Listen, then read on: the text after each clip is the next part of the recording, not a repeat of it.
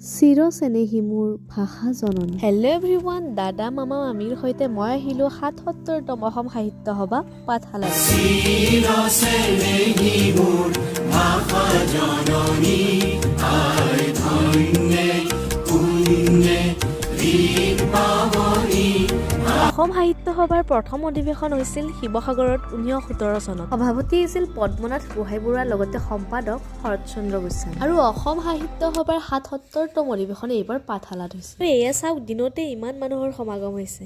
এয়া শ্ৰী হৰেশ্বৰ দেৱালয়, আৰু এয়া নাৱৰ ওপৰত আমাৰ ৰংঘৰ, আৰু এয়া ভগেশ্বৰ মন্দিৰ ওলোৱা।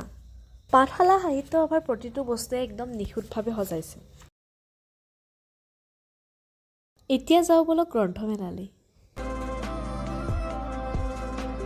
সাহিত্য সভাৰ গ্ৰন্থমেলাত আহি যদি ঘৰলৈ এখনো কিতাপেই নিনো হ'ব জানো? ময়ো দুখনমান কিতাপ লৈ ল'লোঁ। মানিব লাগিব, গ্ৰন্থমেলাতো মানুহৰ ভিৰ কিন্তু কমা নাছিল। আৰু এয়া হ'ল চক্ৰবেহু। এই ৰাস্তাটোৰ ভিতৰেৰে যদি আপুনি এবাৰ সোমাইছে ওলাই আহিব নোৱাৰে।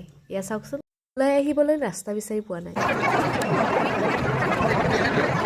এয়া হ'ল অসম সাহিত্য সভাৰ বিশেষ আকৰ্ষণ, ৮৭ ফুট দৈৰ্ঘ্যৰ জাপি। জাপিটোৱে সকলোৰে দৃষ্টি আকৰ্ষণ কৰিবলৈ সক্ষম হৈছে। এতিয়া চাওঁ বলক আৰু বাকী থকা বস্তুবোৰ। বিজ্ঞান মেলালৈ আহিয়ে মামা আৰু দাদাই এই ড্ৰেছযোৰ পিন্ধি লৈছে। এতিয়া মহাকাশলৈ যাব। ইমানবোৰ চাবলগীয়া বস্তু আছে যে আমি চাই শেষ কৰিব পৰা নাই। বিজ্ঞান মেলা চোৱা হোৱাৰ পিছত আমি আহিলোঁ বাণিজ্য মেলালৈ। এইবাৰ পিছে আমাৰ মামী আমাতকৈ এখোজ আগে কিয়নো কাপোৰৰ দোকান দেখা পালে একেবাৰে চুম্বকৰ দৰে আকৰ্ষণ কৰে। অৱশেষত দুযোৰ কাপোৰ চিলেক্ট হ'ল। এনেদৰে ঘূৰি পাকি থাকোঁতে গধূলিয়ে হ'ল, আৰু গধূলি সভাখন চাবলৈ আৰু বেছি ধুনীয়া আছিল। আমাৰো এতিয়া ঘৰ যোৱাৰ সময় আহি পৰিল, আৰু আজিৰ ভ্লগটো ইমানতে সামৰিছোঁ। আকৌ লগ পাম নেক্সট ভ্লগত।